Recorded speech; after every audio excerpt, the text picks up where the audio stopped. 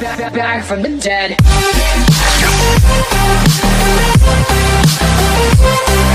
Juste avant que la vidéo commence, je voulais juste vous informer qu'une énorme compilation de coffres va bientôt sortir. Donc, va bientôt sortir, c'est un bien gros mot, vu qu'elle va sortir dans exactement un mois. Donc, je compte sur vous pour me passer vos comptes par Messenger. Donc, j'en ferai une énorme compilation. Ça va me demander beaucoup de travail. Mais voilà, vraiment, je compte sur vous pour me passer vos coffres, votre compte Clash Royale. Ou bien, si vous n'avez pas confiance en moi, eh bien, vous filmez vos ouvertures de coffres et puis voilà, j'en ferai une énorme compilation de coffres, donc vraiment je compte sur vous. Donc si vous voulez voir la fin du combat, rendez-vous à la fin de la vidéo. Du coup, bonne vidéo. Et yo tout le monde, c'est Clash Gaming, j'espère que vous allez bien, en tout cas pour ma part ça va nickel. Et aujourd'hui une nouvelle vidéo Clash Royale, je vais vous présenter un deck juste énormissime pour les tournois. Donc je vais vous le présenter dans cette vidéo. Donc voici le deck, c'est un deck PK mineur poison, juste exceptionnel pour les tournois. Donc il est très très fort en tournoi et non pas en super défi et en défi classique et en leader, tout simplement puisque c'est un style différent de cartes. Voilà, les cartes sont toujours différentes d'un mode de jeu à l'autre et le deck est beaucoup moins fort en multijoueur, tout simplement parce que il n'y a que deux cartes, il n'y a que trois cartes pour aller gratter des dégâts. Ce sont la bûche, le mineur et le poison. Et donc en leader, les troupes ont beaucoup plus, les tourelles ont beaucoup plus de points de vie. À mon niveau, les niveaux 11 ont 3000 points de vie et les level 12-13, donc je rencontre pratiquement que des level 12-13, bah ils ont plus de 3000, entre 3200 et 3500, donc c'est beaucoup plus compliqué à chercher des dégâts. Donc voilà pourquoi il est beaucoup plus fort en tournoi, le deck. Donc on va s'offrir le deck, le coffre de tournoi que j'ai eu dans le tournoi de Kawabunga. Donc j'ai terminé 7 gemmes, j'étais un peu dégoûté. Une défaite sur problème de wifi. Là j'étais vraiment dégoûté, j'avais envie de péter mon portable. Donc je vais vous montrer quelques replays pourquoi je ne fais pas des attaques en live. Tout simplement que je n'ai pas de tournoi en live, enfin sous la main. Même si j'en avais, de toute façon, bah j'aurais pas présenté le deck en tournoi, tout simplement parce que quand j'attaque en live, je suis toujours moins concentré, je suis toujours plus concentré quand je ne suis pas en vidéo. Donc voilà, donc je vais vous présenter quelques replays. Donc on va commencer par le premier, ça c'est du multijoueur. Ok, voilà. Celui-là, Timo du 38. Donc, je vais vous présenter la game. Donc, euh, en gros, il jouait triple mousquetaire et vraiment, je déteste les triples mousquetaires. C'est un truc de malade comment je les déteste. Mais voilà, je vais quand même réussir à m'en sortir. Donc, c'était la dernière partie du tournoi. Donc, là, je mets le mineur instant pour aller gratter des dégâts. Et je lâche les petits squelettes pour récupérer ma fournaise et aller chercher les petites gargouilles. Donc la fournaise vraiment indispensable dans ce deck. On peut peut-être la remplacer par la T2, mais c'est beaucoup plus compliqué. Donc là, je vais décider de mettre les petites gargouilles pour faire une mini agression. Il va mettre les triples mousquetaires et là je me dis aïe, j'avais envie de chercher un top 5 et me voilà avec des triples mousquetaires. Donc ça va vraiment être très très très compliqué. Donc je vais défendre à gauche avec des petits squelettes, une bûche. Ça va suffire. Les esprits de feu qui vont aller chercher les petits squelettes qui auraient un peu embêté mon PK. Donc voilà, ça c'est plutôt parfait. Là, je vais remettre une autre fournaise pour aller chercher... Oula, désolé, j'ai plus de batterie. Je vais mettre mon chargeur. Donc là, je vais mettre ma fournaise pour aller chercher les petits gargouilles. Et je vais aller mettre le mineur pour pas qu'il aille chercher trop d'élixir. Après, je vais être en PLS, surtout que c'est un deck triple mousquetaire.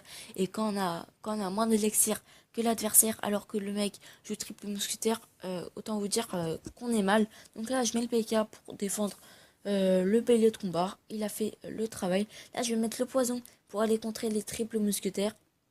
Comme ça va l'obliger à défendre un peu plus.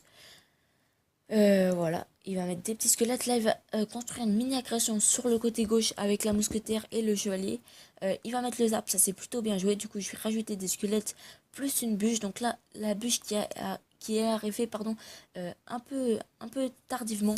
Mais c'est pas grave, tout simplement, puisque après, je vais extrêmement bien défendre et il ne va faire aucun dégât sur les tours. Vous allez voir juste après. Donc là, je vais le feinter. Regardez ce que je vais faire.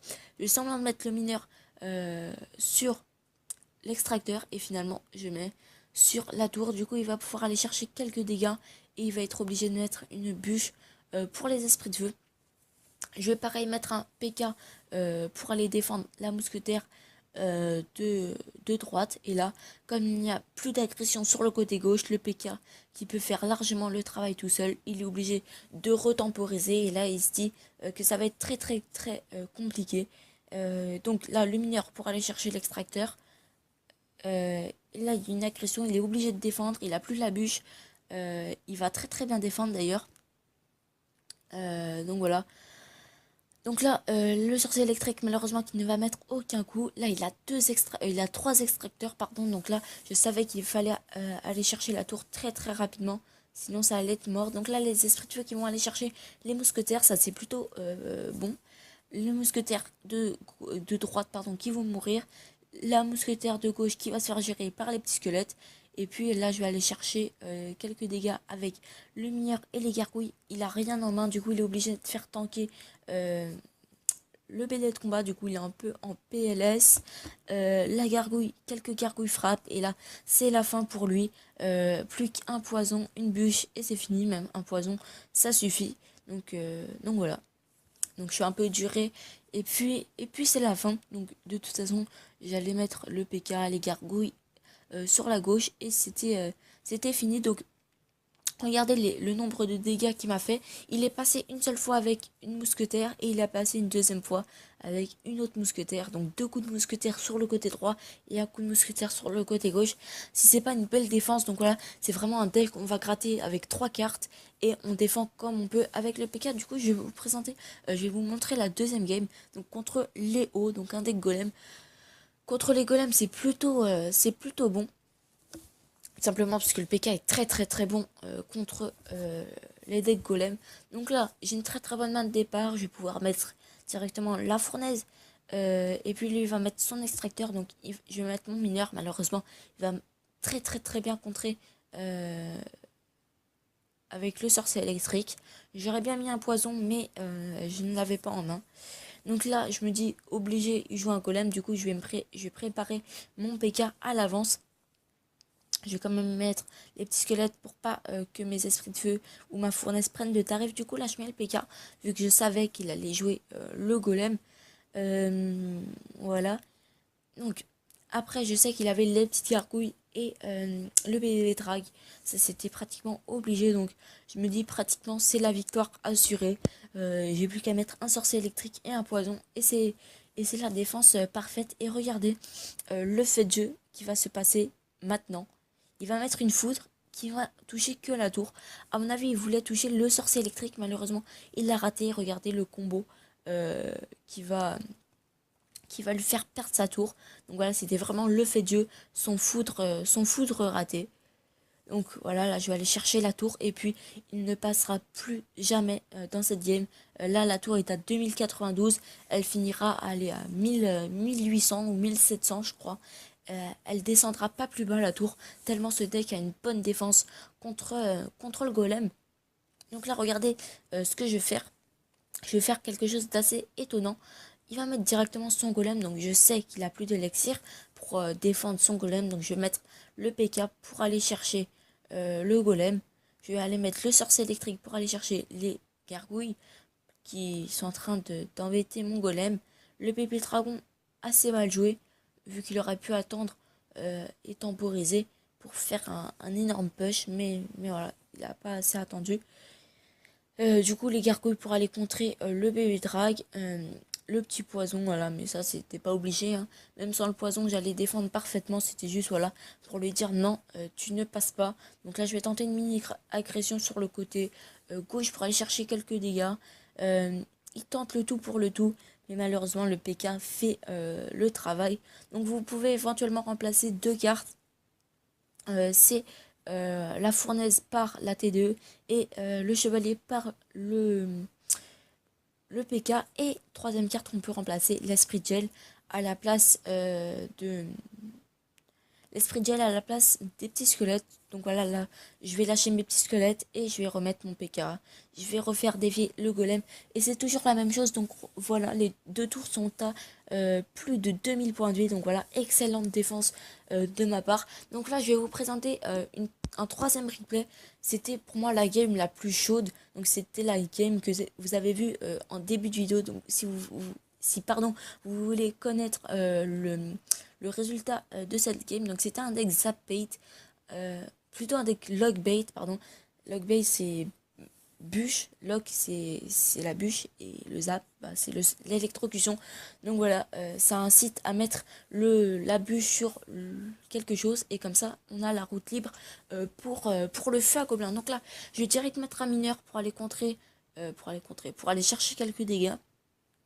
Donc voilà, là je suis obligée de mettre la bûche pour aller contrer son gang de gobelins. Au niveau des tours, j'ai un petit avantage au niveau élixir. Et voilà, donc là, quand je vois la T2, je me dis, ok, c'est un log bait. Donc je me dis, ça va être assez compliqué. Donc là, il met un, pardon, un feu à gobelin. Je vais défendre avec l'électro-sorcier.